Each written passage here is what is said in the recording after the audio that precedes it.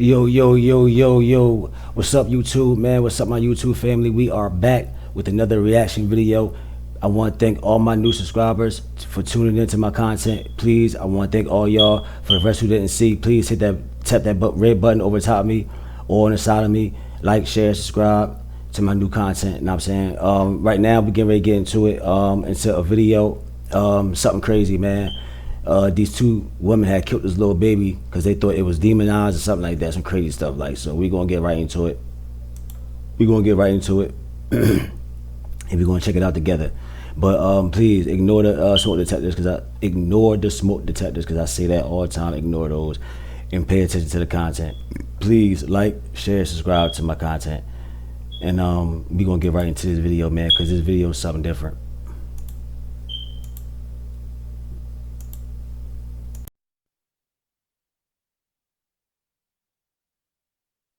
Late at night on March 12, 2022, Southern Carolina deputies ended up in a high-speed chase with a 2019 Dodge Challenger, ultimately trying to use a pit maneuver in order to bring the vehicle to a stop, but they were unsuccessful. Driving the vehicle was 37-year-old Dajon Anderson, who shockingly had her 5-year-old son Cairo Jordan in the car with her. The chase eventually came to an end because she ran out of gas. She was taken into custody for her crimes, only to pay bail and be let out the following day, getting arrested again 3 weeks later, except for this time it was around 500 miles north of South Carolina in Louisville, Kentucky, for attempting to steal some clothes from a store and then punching the security guard right in the face.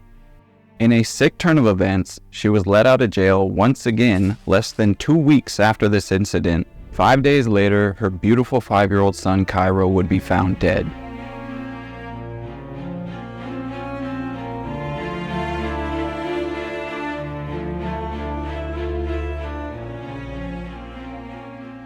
This story is one of the most complex and eventful I have ever put together, taking many twists and turns along the way. Therefore, I printed out the probable cause affidavit after going through the majority of the information online to get the best understanding to give to you. For the sake of validity, I will mainly be referring to the legal documents I have in front of me as we move forward. This video does involve the death of a child, and you should turn back now if that could harm you or your mental health. Welcome back to the dark side of life.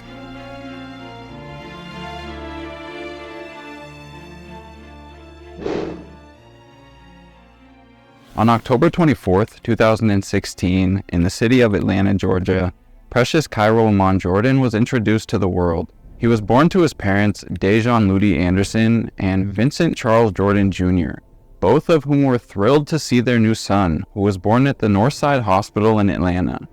Cairo was a warm, sweet little boy who was fast to find the things that he loved, like his dinosaurs that you could often find him playing with. His paternal grandmother described him as a very joyous child, who definitely liked to run around and play a lot. She also noted he didn't have many kids around him to engage with growing up, and it's my understanding Dajon had custody of Cairo from the start. It's apparent that Vincent and Dajon did not have a good relationship at all. In fact, it turned sour sometime in 2017. Up until this point, I have no reason to believe that Vincent wasn't able to see his son and spend time with him if he chose to. At the beginning of their custody battle that started in 2017, Vincent claims it was then that Dajon took Cairo away from him, keeping him from being able to see his son, and started threatening to call the police on him if he showed up to their house to pick Cairo up, saying when he showed up in court to fight for his son, she and Cairo never appeared. By the time Cairo was 3 years old, he was long gone and disconnected from his father and paternal side of the family. Dajon had blocked the majority of them, and she never updated them on where she and Cairo would be so that they could visit him. And I'm not entirely sure why they still claim she seemed like a good mother if that was the case, because it's clear that no one knew where Cairo was besides Dajon and her friend Donnie Lane Coleman. Dajon and Cairo would move around a lot, but Cairo would mainly grow up in the Atlanta, Georgia area. Her friend Don Coleman would move around with them and live with them for the entirety of this time. When Dajon was not looking after Cairo, it was Dawn who was taking care of the child. His family also said there was no indication that Cairo was in any danger at the time, so they weren't so much worried about his safety. Unfortunately, they couldn't be more wrong. Cairo was not in good hands, rather was in the hands of two criminals who would eventually turn on him.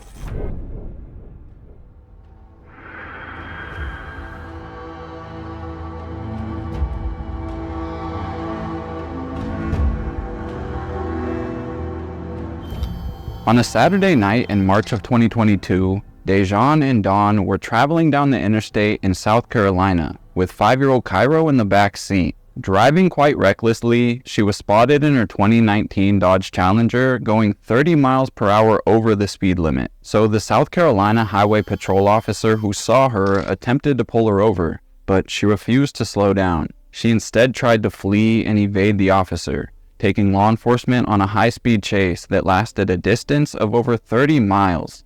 The pursuing officers finally made the decision that they needed to try a pit maneuver, which was ultimately unsuccessful. However, Dejan was forced to pull over shortly after they tried the pit maneuver because her car ran out of gas and died on them, giving the officers enough time to surround their vehicle. Initially, while the cops are yelling at the duo to open the door, they don't listen to their commands. You know she cuckoo for Cuckoo Puffs. She cuckoo for Cocoa Puffs. You know she cuckoo for Cocoa Puffs.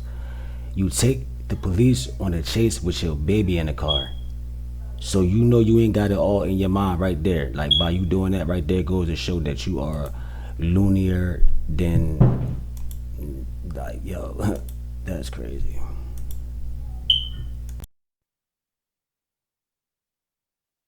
Until one of the officers starts beating on the window with his baton, trying to bust the glass. At that point, Dawn would open her door and she immediately tells the police officers to hold on. There's a baby in here. I don't have nothing. We're gonna bust the glass! When the doors finally opened, troopers took out Dawn Coleman first. Oh no, there's a baby right there. I don't have nothing. Next, they pulled Dejan from the driver's seat, getting both of the adults in handcuffs before turning their attention to the 5-year-old boy. And Cairo was probably terrified, but was just trying to focus on where his toys had gone in the chaos. Here, hold your jacket, okay? Back out. Let's try to get you out of here. Y'all just ran out of gas. Yes, that's why we were trying to hurry up and Get to Georgia? Yes. All right, ma'am, you are under arrest, okay? When they asked Dejan what Cairo's name was, she would tell them his name is Jordan. What's his name? Jordan? They take Dejan into custody for child endangerment and speeding. After being informed she is going to jail for the night, the officer would come back to Dejan and ask her again what the child's name was, and this time she would reply with Jason. His name is Jason Jordan. At the same time, Dawn starts to tell authorities that she and Dejan are related, that they are actually sisters, and she is Jason's aunt, and he can be left in her care since Dejan is going to jail. Mind you, none of this is even true. She isn't her sister, they are not related in any way, and his name is Cairo. The trooper decides he needs to make a phone call to his sergeant for instructions on what to do in this situation. After he makes the call, he swiftly comes back to tell Dawn that Jason will be left in her custody for the time being. The authorities were also providing a hotel room for Dawn and Cairo to stay in for the night, paid for by them. I'm gonna call Lieutenant. Okay. And see what you want to do with me. And she's the sister. Just get the child, Jason, with you, and get him up to the 33 at a hotel for the night until y'all got. So that's exactly what happened. Dejan was taken down to the Colleton County Jail, while Dawn was transported with Cairo to a Hilton hotel room and given instructions on how they could contact Dejan after she was booked into county. Dejan would pay her bail the following day and be released. She was scheduled to appear in court shortly after she got out. When her court date rolled around and it was her time to stand in front of a judge, she was nowhere to be found. Her, Dawn, and Cairo instead traveled up to Louisville, Kentucky, which is approximately 500 miles northwest of South Carolina. The exact reason she fled to Louisville is unknown, but one could assume she was just trying to escape the consequences of her actions. There was also a warrant for her arrest issued after she failed to appear in court. Dejan wasn't able to stay out of trouble for long after they made it to Kentucky. 19 days after her high-speed chase, she was at the Oxmoor Mall located on Shelbyville Road. She was apparently walking throughout the mall that day and waltzed into a Von Moore store, and moments before she was caught on security camera, loss prevention would witness her start stuffing different clothing items into a bag she was carrying, clearly trying to steal from the store. They radioed in to the security officers that were nearby so they could stop her before she got away with the merchandise. The camera was pointing directly at the front door of the store, and you can see Dejan attempting to leave the store when she is stopped by two of the officers. One of them grabs her by the arm, and they start leading her back into the store to check her bag and get their items back. Before they could even make it out of the camera frame, Dejan would snap and punch the guy that was holding onto her right in the face. After that, they would just take her right into custody and eventually transport her down to the Jefferson County, Kentucky jail, where she was booked on charges of robbery in the second degree and hitting that officer in the face. During this stint behind bars, Cairo was again in Don Coleman's care, and they were temporarily staying with a cousin of hers by the name Vera. We know this for a fact because while Dejan was incarcerated, she would make a number of phone calls to a woman believed to be Dawn, where they would tell each other this information. Dawn would tell Dejan that her and Cairo were doing okay, and that's where they would be when she got out. Meanwhile, Vincent and his paternal side of the family have no idea that any of this is transpiring. They are operating under the belief that Dejan is a great mother and is taking care of Cairo, when in reality, she is in and out of jail, taking him on high-speed chases, and leaving him with Dawn, her partner in crime, who thinks Cairo is a soulless vessel. It seems that Dawn and Dejan started to believe there was some form of evil presence or demon inside of Cairo's body, and their beliefs only got stronger with time. Social media posts would come to light that give us an insight into the mind of these two, and how Dejan and Dawn viewed Cairo as a demon. I'm going to share these posts with you so we have a better understanding of what Cairo was up against as an innocent 5-year-old boy. Do not buy solar panels, not unless they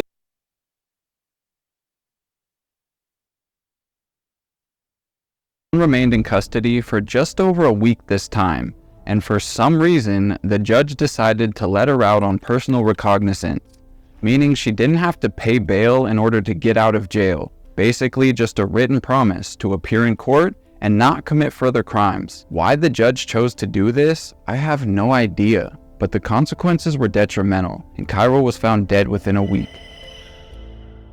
The following portion of this video will contain the details of Cairo's death and the multitude of Facebook posts made by Dawn and Dejan referring to his demonic presence. What happened to Cairo Jordan is heartbreaking, and if you are not ready to take that in, now is the time to click off this video.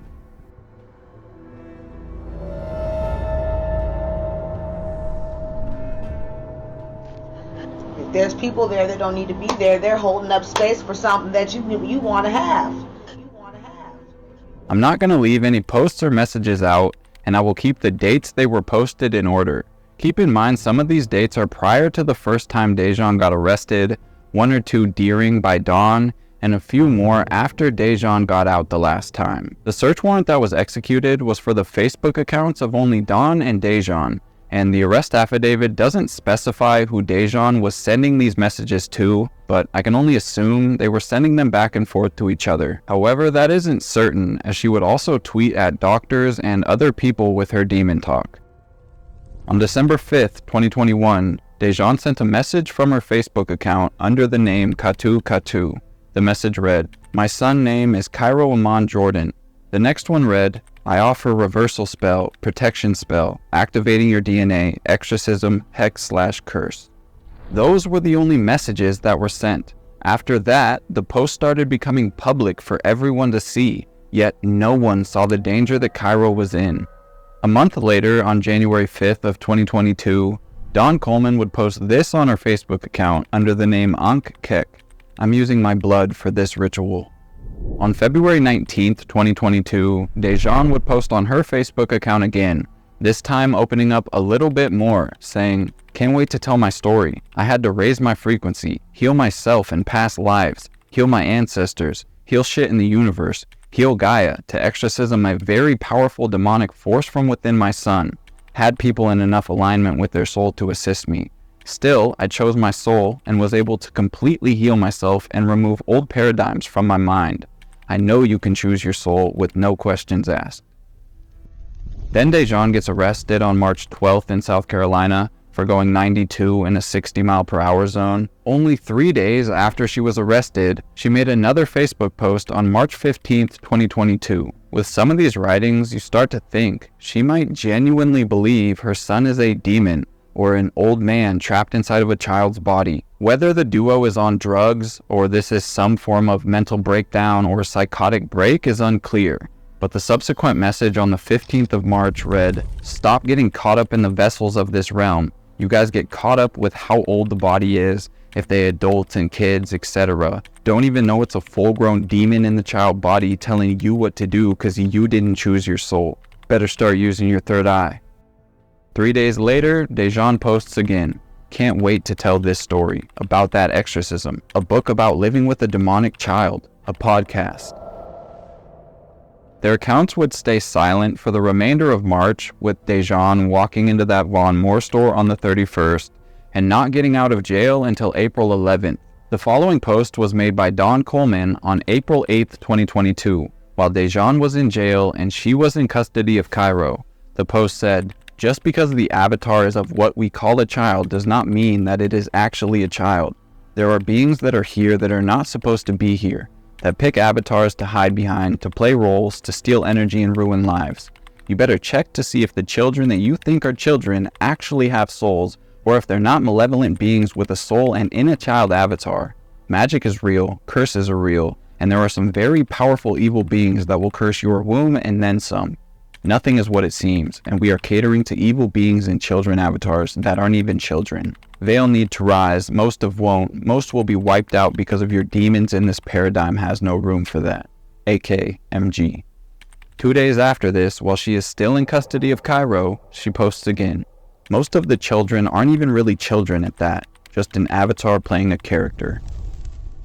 On April 11th, 2022, the same day that Dejan got out of jail, one of the first things she did was make a Facebook post. Just got out of a jail mission. Yes, had to do some healing and killing. The following day on the 12th, she would tweet at a Catholic priest in Indiana by the name of Vincent Lampert saying, "Good day, sir. I need to speak with you urgently. I have survived the death attacks from my 5-year-old throughout the 5 years he has been alive. I have been able to weaken his powers through our blood. I have his real name and he is 100 years old. Need assistance." Then 2 days after that post, on April 14th, both Dawn and Dejan's cell phone data showed that they traveled approximately 45 minutes outside of Louisville into Washington County of Indiana. The cell tower data places the duo in the area of Holder Road for about 45 minutes, from 4:30 p.m. to 5:15 p.m. So without question, they spent about 45 minutes on Holder Road before driving back to their original spot in Louisville.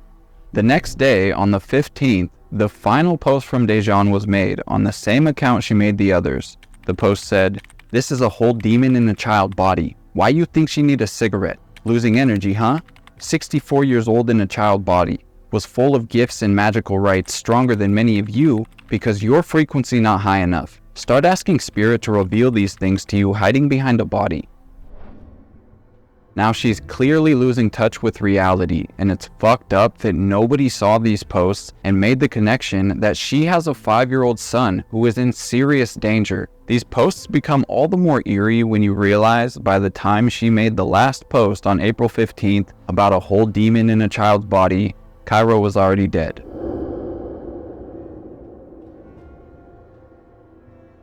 Because when I first saw that little feller's face, it was like he was screaming help to me. After a long day in Indiana, the evening finally came around, and Jeffrey Meredith, who lived in the area, wanted to go out foraging for mushrooms. It was about 7 p.m. when he headed out into the wooded area on his property to see what he could find. This area was somewhat near a road and had other properties connected to it. After Jeffrey searched on his land for a while, he would cross over to another property that runs right along the north side of Holder Road. As he was searching for mushrooms, a bright blue object that was just laying in the forest caught his attention. So he looks over to see a bright blue suitcase with a Las Vegas design on it was just left there. It was fairly visible and not covered by anything. Jeffrey decided he was going to approach the suitcase so he could investigate and see what someone chose to leave there.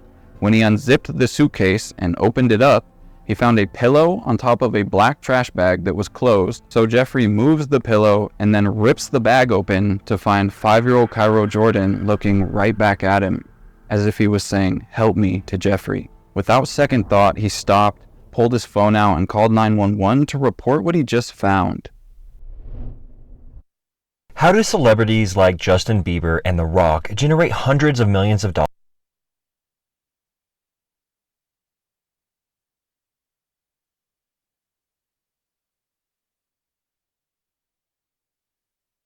I'll never forget that words that state trooper told me. There's not going to be a moment lost that we won't be looking and trying to help this little feller.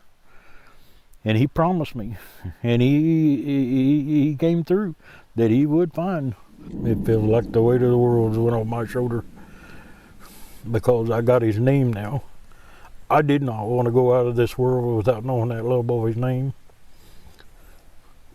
Because when I first saw that little feller's face, it was like he was screaming help to me. The only help I know to do is to call 911. And that's what I did. And it worked. Yeah. Thank God for the Indiana State Troopers.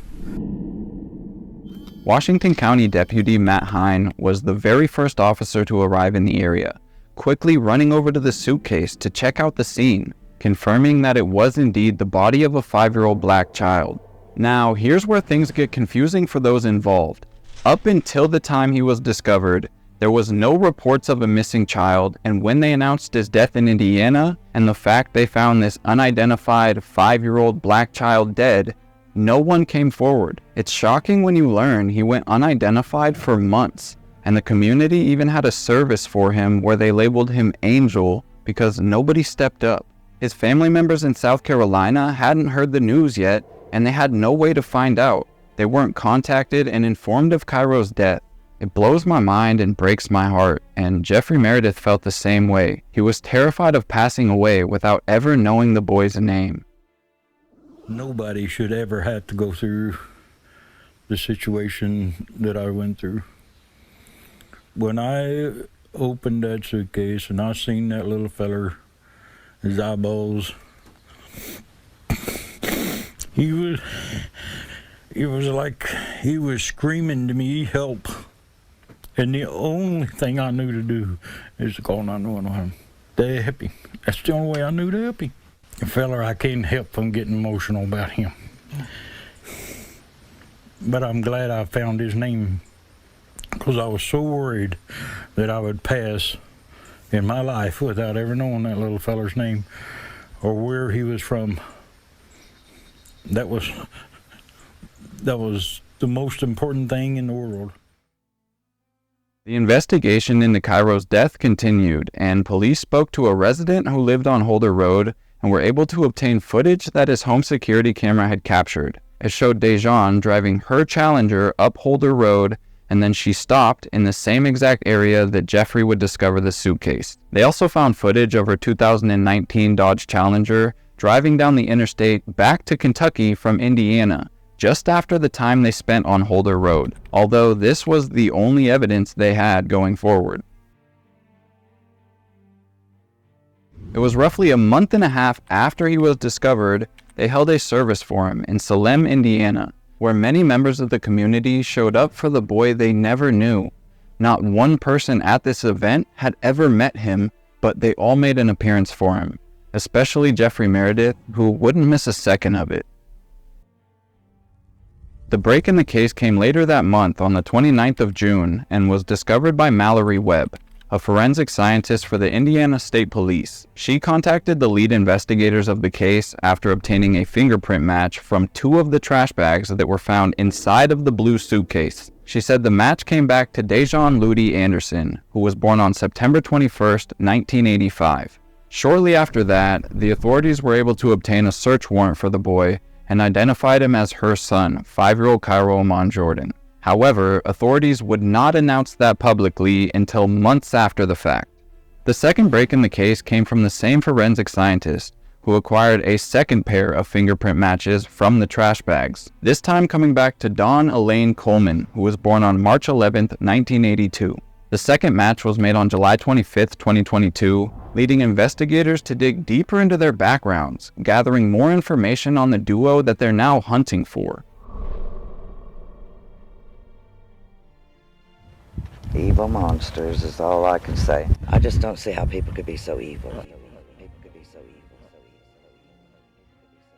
In the midst of the manhunt, an autopsy was completed on Cairo's body, and it revealed some disturbing details about his final days. The report stated there was a lack of significant traumatic injuries and no anatomical cause of death. Turns out he died from an electrolyte imbalance that was due to him being dehydrated, which was likely caused by a stomach bug or gastroenteritis, meaning Cairo was extremely sick and was dehydrated from vomiting and having diarrhea. So after he expelled all of his fluid from his body, he was never cared for. He was never given the food and water that he needed, and they just watched him suffer until he died. This poor boy must have been in excruciating pain, and at times most likely became delirious and confused as to what was even going on, which is a symptom of being severely dehydrated. After Cairo's little body finally gave up on him and he passed away, his mother and Dawn bagged his body up and then shoved it into the bright blue Las Vegas suitcase that was seemingly Dawn's,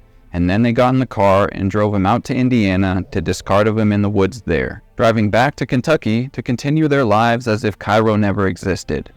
It sickens me what this poor boy went through, as his mother was looking at him like a demon, when in reality he was insanely sick and needed love and care, but never got it, and I can only imagine how they were truly treating him up until he died.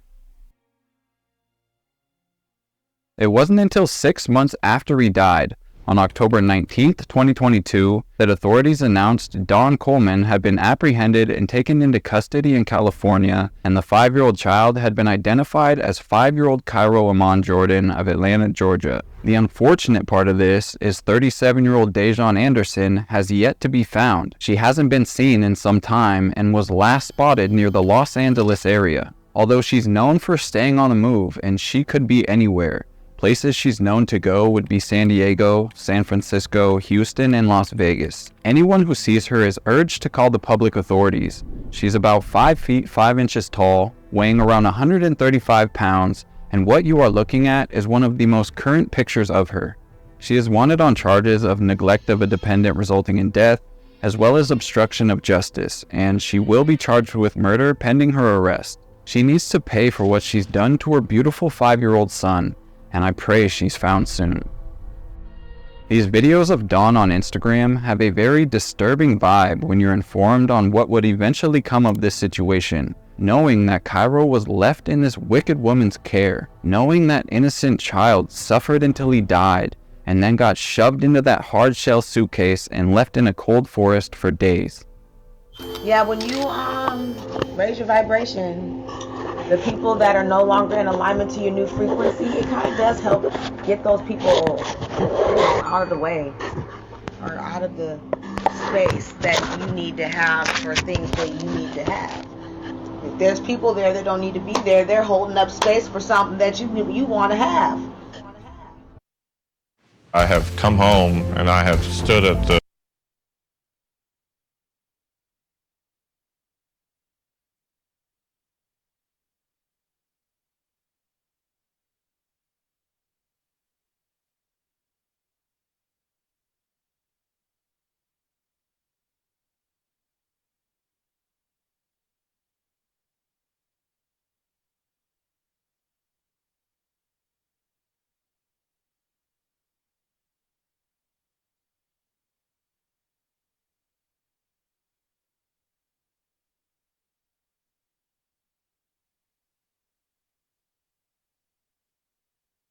in death, as well as obstruction of justice, and she will be charged with murder pending her arrest. She needs to pay for what she's done to her beautiful 5-year-old son, and I pray she's found soon.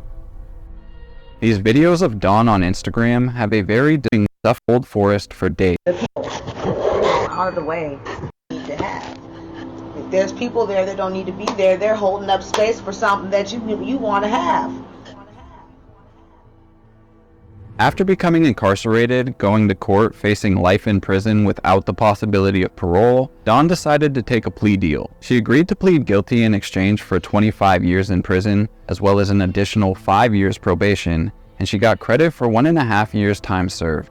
Finally, she agreed to testify against Dajon Anderson in any case that should be raised against her if she's captured. She admitted to her part in trying to conceal the death of Cairo, saying she did help get his body into the suitcase and she went with Dajon to the area that dropped him off. However, she claims she had nothing to do with killing him, and she told authorities that she would follow Dajon around the country for a while, and she was taking care of Cairo when Dajon couldn't. She said she was living with Dajon and her son in a Louisville home that April. One day, when all 3 of them were home, she walked into one of the bedrooms of their home to find Dajon on top of Cairo, who was face down dead on the mattress, claiming it was already done, telling investigators that the trash bags were already in the room, and when Dajon asked her to help get rid of Cairo's body, she decided to. She does admit, however, that she was the one who carried the suitcase into the wooded area and left it there. It's up to you whether you believe her or not, but with the evidence that Dajon was not the only one posting about children not really being children, I wouldn't doubt that she's more involved in Cairo's death than she's letting on. The first thing I thought when I saw Dawn Coleman sitting in court staring blankly ahead of her was, damn, she got snapped back into reality out of this fantasy realm or whatever the fuck they were living in.